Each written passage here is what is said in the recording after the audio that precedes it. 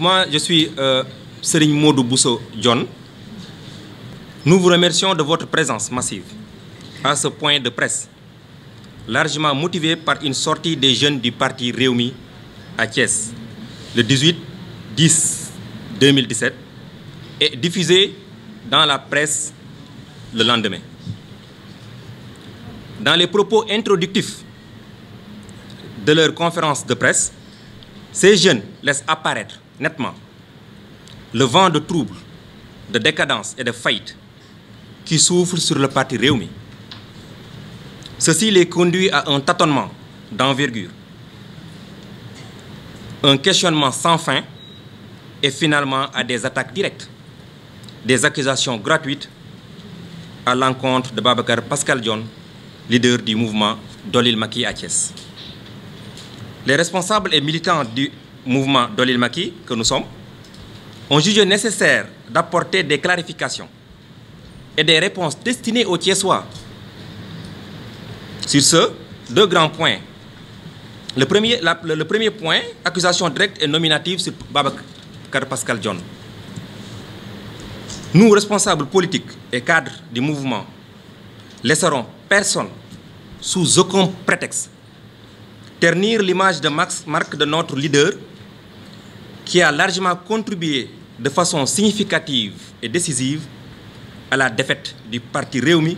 dans le département de Thiès lors des élections législatives de 2017. Depuis 2004,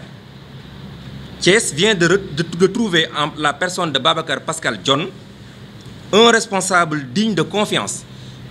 toujours à l'écoute des populations. Ces attaques ne nous surprennent guère, vu la portée politique des accusations, vu la portée politique des actions concrètes posées par le mouvement à Thiès depuis sa création. Notre leader n'acceptera pas d'être distrait par cette stratégie politique du parti Rewmi, obnubilée par la volonté de neutraliser les futures activités de notre mouvement dans la perspective des élections présidentielles et locales de 2019. Depuis longtemps, les populations de Thiès sont victimes de conflits politiques et de polémiques entre les responsables. Cette situation a eu pour conséquence le gel des opérations de lotissement, dont le dernier en date remonte en 2008. Si notre leader, maintenant, de par sa capacité à convaincre, réussit à fédérer les autorités décentralisées, les maires de Thiès, des communes, autour du seul idéal qui vaille, le travail bien fait au bénéfice exclusif des Thiessois, mais nous sommes preneurs. Babacar Dione est une personne ressource du pays, mais aussi pour le pays, alliant avec dichotomie vie professionnelle et vie politique. C'est ce qui a motivé le choix porté par son Excellence le Président de la République Macky Sall sur sa modeste personne pour un soutien politique à Thiès. Les Thiessois aussi l'ont adopté, car voyant en lui un leader qui s'active dans le social. Le deuxième grand point, les alliances dont ils font part. Sur l'un des points qu'ils ont abordés, les apprentis politiciens, comme on peut les appeler, du parti Rewmi, considèrent que Pascal Dione et Talla Sylla ont initié des rencontres secrètes avec les maires de Rewmi. Pour cela, ils les considèrent comme des ennemis jurés des Thiessois et de Idrissa Seck. Nous vous rappelons que le véritable ennemi des Thiessois, c'est Idrissa Seck lui-même, qui depuis 2004 administre la ville de Thiès par procuration. Nous apportons un démenti donc formel à ces accusations. Pascal Dione n'a jamais eu des rencontres secrètes avec les maires concernés. Les réunions auxquelles il participe ont été dûment convoquées par les maires, qui président conformément à la loi, s'ils connaissent la loi, les commissions d'attribution des parcelles. Il a participé à ces réunions au même titre que les autres chefs de services techniques du cadastre, de l'urbanisme. Ces rencontres se sont tenues, par exemple, à la mairie de Thiès-Ouest sur convocation du maire Aliou Sow. Elles n'ont rien de secret. En résumé, nous invitons les responsables du parti Rewmi à savoir raison garder. La population thiessoise n'étant pas amnésique du tout, elle garde en mémoire la question calamiteuse, la gestion calamiteuse du foncier sous le règne d'Idrissa Seck même, par l'entremise de Yankoba Diattara. Les lotissements environ de la MAC, Thiapong, Thiona, mais surtout zones industrielles comportent des secrets qui, divulgués, peuvent faire vraiment mal. dafa am loo xamante ni sunuy adversaire politique yi nekk fii ci biir Thiès muy sunuy wujju di waa Rewmi dañu ñëw di koy jëmale ci ay kàddu yi nga xamante ni rafetul te dara amu ci sunu leader muy le président Babacar Pascal Dione. te wolof yi comme li ñuy wax toujours saay-saay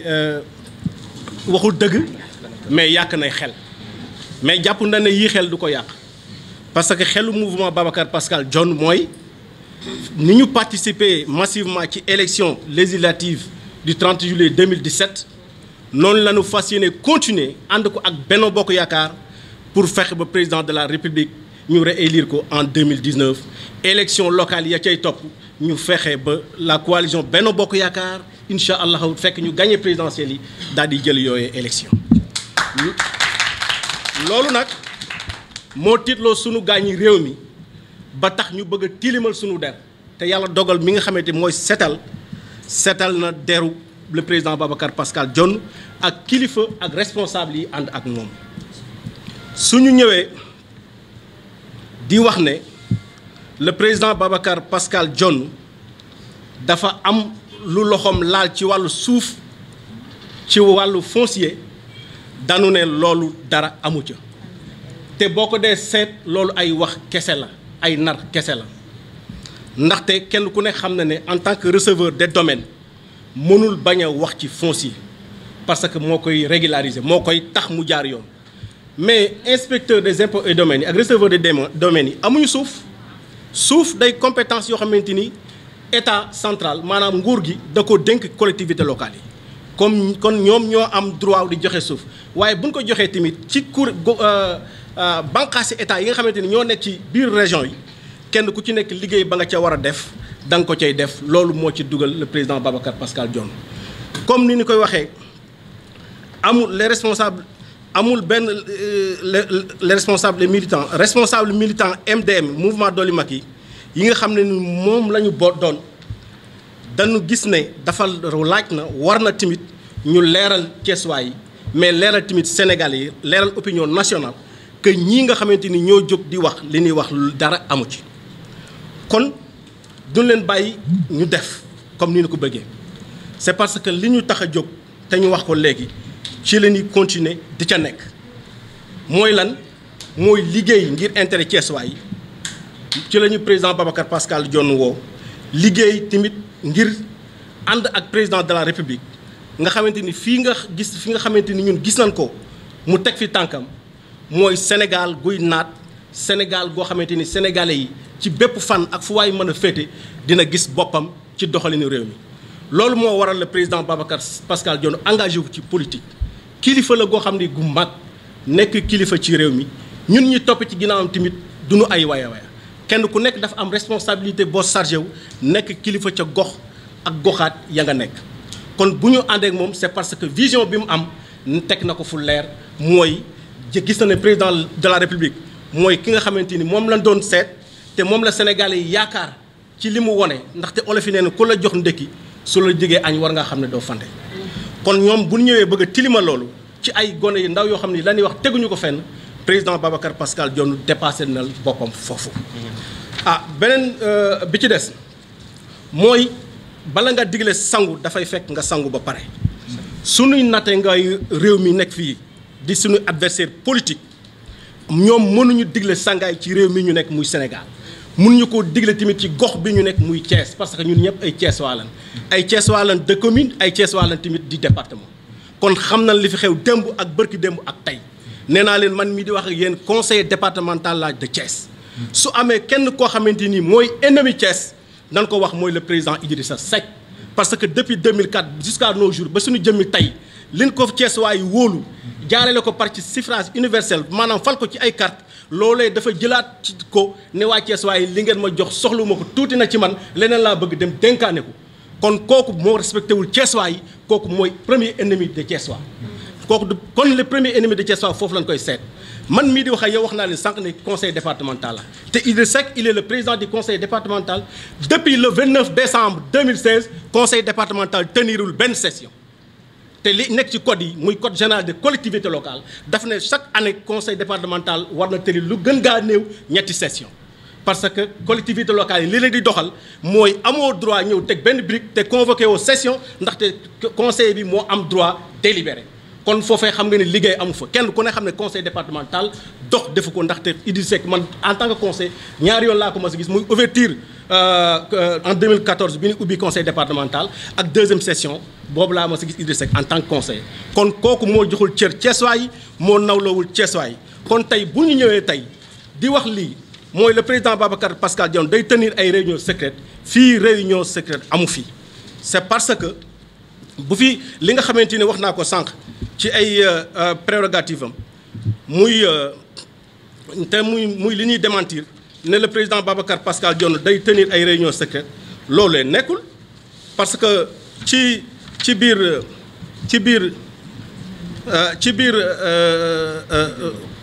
biir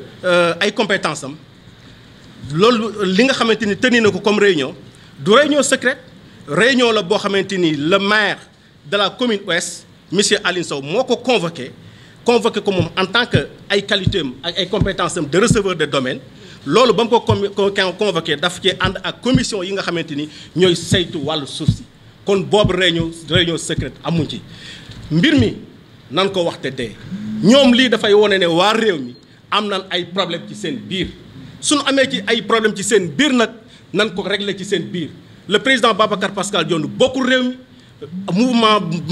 Dolil Macky bokkul réew mi responsable ne ci biir mouvement amul kenn kuy militer réew mi ñun suñu vocation muy li nga xamante ni moo ñu tax a jóg dafa leer muy soutenir le président de la république Macky Sall seeni problème interne yi nga xam ne seen biir kër la nag nan tojante seen bopp ci seen biir te génn ci le président Babacar Pascal Dione loolu dafa laaj ñu ñëw leeral ko à partir d'aujourd'hui nag le président Babacar Pascal Dione lan daan dégg muy communiquer ci mouvement bi c'est parce que dañoo jàppoon ne moom rek moo nekk ci mouvement bi mouvement Babacar Pascal Dione ëpp na moom rek ëpp na département bi ëpp na commune bi ëpp na région bi le mouvement Babacar Pascal Dione c'est un mouvement national kon képp koo xamante ni wokkati nga di nga ñu xuri parce que nag mbéjum kanam borom moo koy fajal boppam loolu la ñëwoon tey di ko leeral vraiment di sant ñëpp di gërëm ñëpp xam leen ne daal mouvement bi mi ngi fi te li ñu nekkoon li ñu tàmbali woon muy liggéey bi ñu tàmbali woon ba fexe ba 2 sièges yi ñaari sièges députés yi nekk Thiès le président Babacar Pascal Dione participer ci massivement ci élection législative yi noonu la ñuy continuer di liggéey incha allahu taala ba le président de la république Macky Sall ñu réélire ko en 2019 Sénégal jëm kanam salaam. man maa ngi tudd Oumy Thiam ñu gën ma xamee ci turu madame Sankhare nekk responsable ci mouvement Dolil Macky bu Babacar Pascal Dione jiite mais ci samay fonction fii ci Thiès maay secrétaire général chambre de commerce d'industrie et d'agriculture de la région de Thiès. ni ko sama naataangoo yu jiitu yi waxee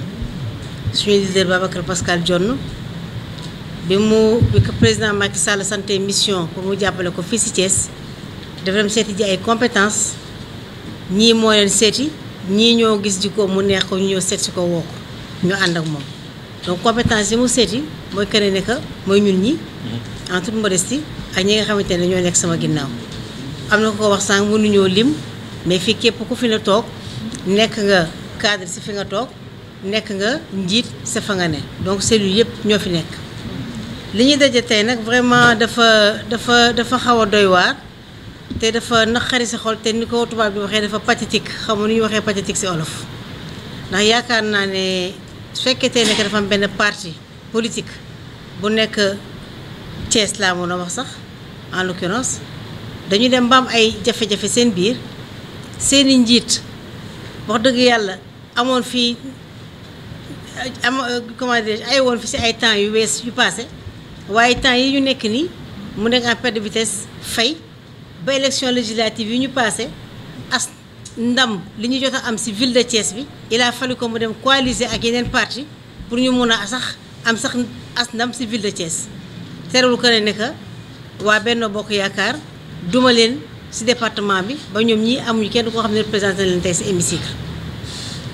ñu constaté que vraiment parti Rewmi c'est malheureux ñiw jubadi maanaam malhonnête ñoo fa nekk tàmbali ko ci seen bopp ndax keroog législative bi ba mu jeexee seen kii ñuy wax président dafa def sortie ci presse bi ne mu ngi sant di gërëm waa Thiès ndax dañu koy jàppale ci législative bi mel ni comme moom la ñu jàppale mel ni comme moom moo gagné ville Thiès alors que dafa coaliser te pourtant moom daawul coaliser xam na ne que actuellement nii mu ngi wàcc bu gaaw a gaaw ndax dañ ne wërsëg suy ñëw bu mu falee koy ñoddi waaye suy dem chaîne bateau mënu ko téye moom nag fu mu nekk nii bosam day dem waxuma la chaîne bateau waaye chaîne montagne sax mënu ko téye loolu moo tax ba ay ndawam albatu ko bëgg Thiès waay di xoolee ko bët amaat si moom sympathie am si moom cofeel moo tax ñuy yàq deru ay jàmbur jotewul ak ñoom dara xamuñu ko ànduñu ak moom tooñuñu ko tudduñu ko taasuñu ko réunion yi ñu ne ay réunion secrète la mais ñëpp xam ne que acte 3 de la décentralisation dafa décentraliser ay compétences maanaam kenn ku ne am nga ay mën-mën te xam nañ ne que ko commune yi